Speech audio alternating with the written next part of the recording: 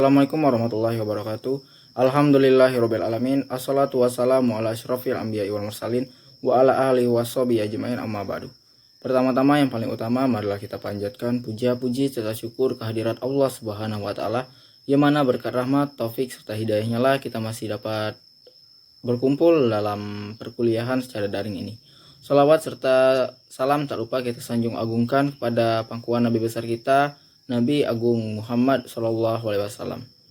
Bapak Arifah Kurniawan selaku dosen pengampu mata kuliah Manajemen Keuangan Syariah yang kami hormati, serta teman-teman semua yang kami banggakan. Kami dari kelompok 6 akan mempresentasikan hasil diskusi kelompok kami, yaitu materi tentang pasar modal syariah. Sebelumnya saya akan memperkenalkan anggota kelompok kami terlebih dahulu. Itu yang pertama, saya sendiri Muhammad Rehan selaku moderator, Ayu Wulandari Hajiati selaku pemateri, dan Ragil Septianti selaku pemateri. Baiklah, di sini saya akan menjelaskan pasar modal syariah. Definisi pasar modal sesuai dengan Undang-Undang Nomor 8 Tahun 1995 tentang pasar modal atau Undang-Undang Pasar Modal adalah kegiatan yang bersangkutan dengan penawaran umum dan perdagangan efek perusahaan publik yang berkaitan dengan efek yang diterbitkannya, serta lembaga profesi yang berkaitan dengan efek. Berdasarkan definisi tersebut, terminologi pasar modal syariah dapat diartikan sebagai kegiatan dalam pasar modal sebagaimana yang diatur dalam Undang-Undang Pasar Modal yang tidak bertentangan dengan prinsip syariah. Secara umum, kegiatan pasar modal syariah tidak memiliki perbedaan dengan pasar modal konvensional. Namun, terdapat beberapa karakteristik khusus pasar modal syariah, yaitu bahwa produk dan mekanisme transaksi tidak bertentangan dengan prinsip-prinsip syariah. Penerapan prinsip syariah di pasar modal tentunya bersumberkan pada Al-Quran sebagai sumber hukum tertinggi dan juga hadis Nabi Muhammad SAW. Selanjutnya dari kedua sumber hukum tersebut, para ulama melakukan penafsiran yang kemudian disebut sebagai ilmu fikih. Terdapat kaidah fikih muamalah yang menyatakan bahwa pada dasarnya semua bentuk muamalah boleh dilakukan, kecuali ada dalil yang mengharamkannya. Konsep inilah yang menjadi prinsip dasar dari pasar modal syariah di Indonesia.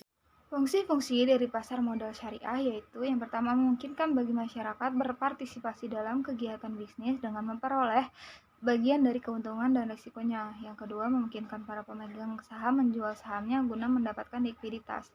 Yang ketiga memungkinkan perusahaan meningkatkan modal dari luar untuk membangun dan mengembangkan lini produksinya. Yang keempat memisahkan operasi kegiatan bisnis dari fluktuasi jangka pendek pada harga saham yang merupakan ciri umum pada pasar modal konvensional. Yang terakhir, memungkinkan investasi pada ekonomi itu ditentukan oleh kinerja bisnis sebagaimana tercermin pada harga saham.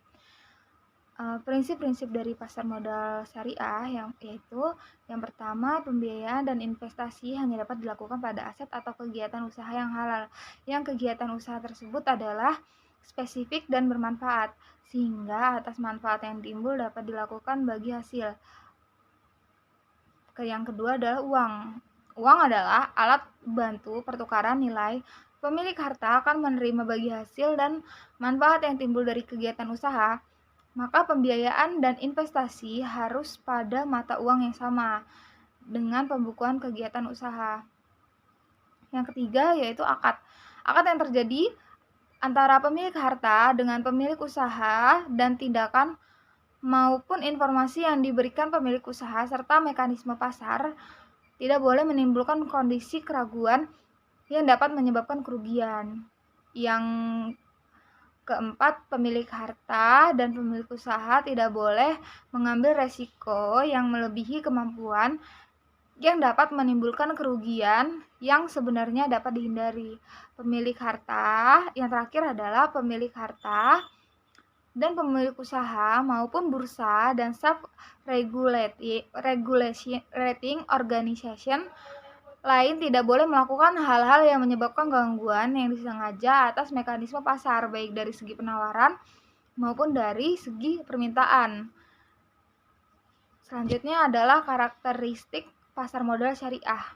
Yang pertama, investasi halal.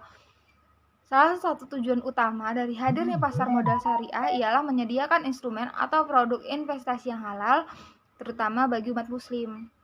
Melalui investasi halal, masyarakat dapat menghilangkan kekhawatiran atas investasi yang mengandung riba, ketidakjelasan, dan hal-hal haram lain bisa teratasi. Yang kedua, uang sebagai media pertukaran nilai.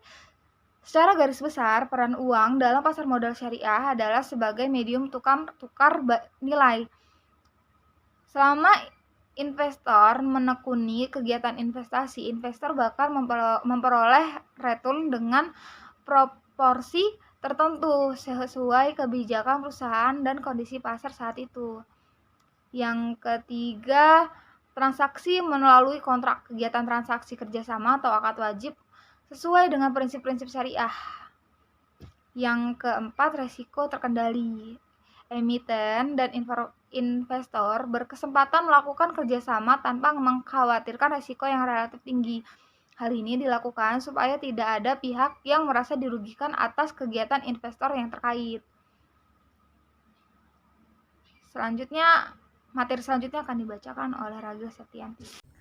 Materi selanjutnya yaitu instrumen pasar modal syariah. Yang pertama yaitu ada saham syariah. Saham syariah terdiri dari surat berharga bukti penyertaan modal kepada perusahaan. Yang kedua yaitu pemegang saham berhak untuk mendapatkan bagian hasil dari usaha perusahaan tersebut. Yang ketiga yaitu ada konsep penyertaan modal dengan hak bagi hasil usaha. Ini tidak bertentangan dengan prinsip syariah. Dan yang keempat, tidak semua saham yang diterbitkan oleh emiten dan perusahaan publik dapat disebut dengan sebagai saham syariah. Nah, yang kedua yaitu ada suhu. Suhu ada beberapa macam pengertian, yaitu menurut terminologi yaitu bentuk jamak dari kata sa'a dari bahasa Arab yang berarti sertifikat atau bukti kepemilikan. Sedangkan menurut Bapem dan LK nomor 9A13, efek syariah berupa sertifikat atau bukti kepemilikan yang bernilai sama dan mewakili bagian yang tidak tertentu. Dan ada beberapa fungsi dari suhu, yaitu sebagai pengganti dari istilah obligasi syariah atau Islamic bond, dan memiliki karakteristik yang berbeda dengan obligasi.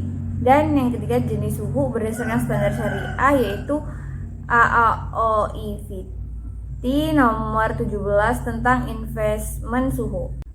Instrumen pasar modal syariah yang ketiga yaitu ada SBESN. SBNSN dapat juga disebut sebagai suhu negara atau surat berharga obligasi yang diterbitkan oleh pemerintah Republik Indonesia berdasarkan prinsip syariah. Suatu instrumen utang piutang tanpa riba sebagai dalam obligasi diterbitkan berdasarkan suatu aset acuan yang sesuai dengan prinsip syariah. Nah, yang keempat yaitu ada reksadana syariah. Reksadana syariah yaitu wadah investasi kolektif yang dikelola oleh manajemen investasi, menginvestasikan dana yang dikelola ke dalam perdagangan saham syariah, suhu atau instrumen syariah lainnya.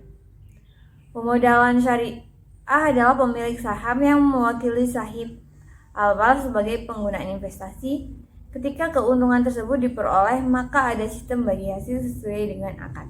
Demikianlah presentasi dari kelompok kami. Lebih dan kurang kami mohon maaf. Kepada Allah kami mohon ampun.